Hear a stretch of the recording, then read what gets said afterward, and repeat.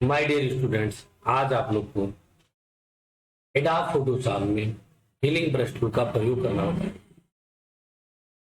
तो चलिए हम आपको बता रहे हैं एडोब फोटोशॉप में हीलिंग ब्रश टूल का प्रयोग कैसे करते हैं। तो इसके लिए हम एडोब फोटोशॉप सॉफ्टवेयर को ओपन कर लेंगे। सॉफ्टवेयर आपका ओपन हो जाने बाद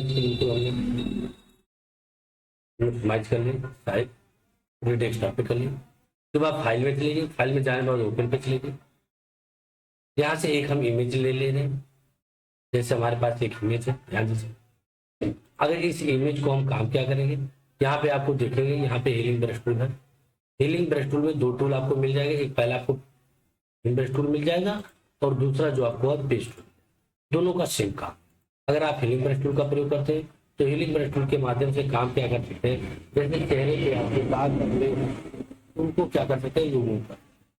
तो रिमूव करने के लिए काम क्या करें, हीलिंग ब्रश टूल पर हम करेंगे और जो एरिया आपको बढ़िया दिख रहा है, क्लीन दिख रहा है, साफ दिख रहा है, कर्सर वहां पे रखेंगे।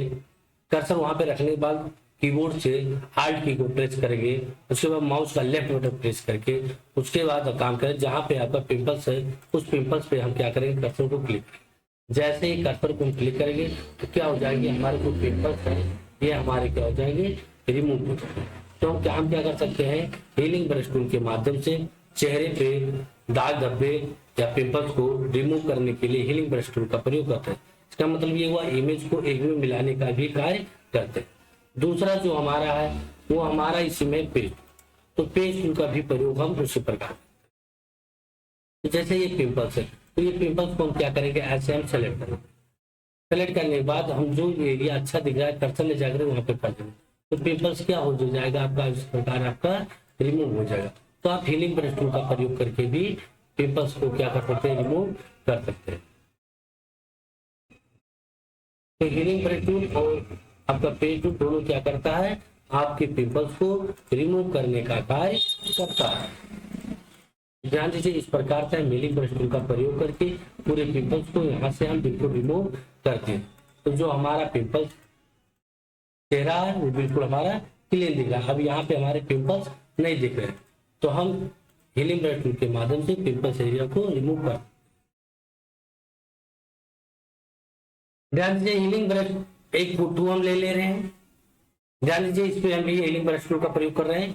देखिए हीलिंग ब्रश टूल का प्रयोग कर लिए और जो हमारा ब्रश की साइज दिख रही है इसको हम क्या करेंगे, बड़ा करेंगे।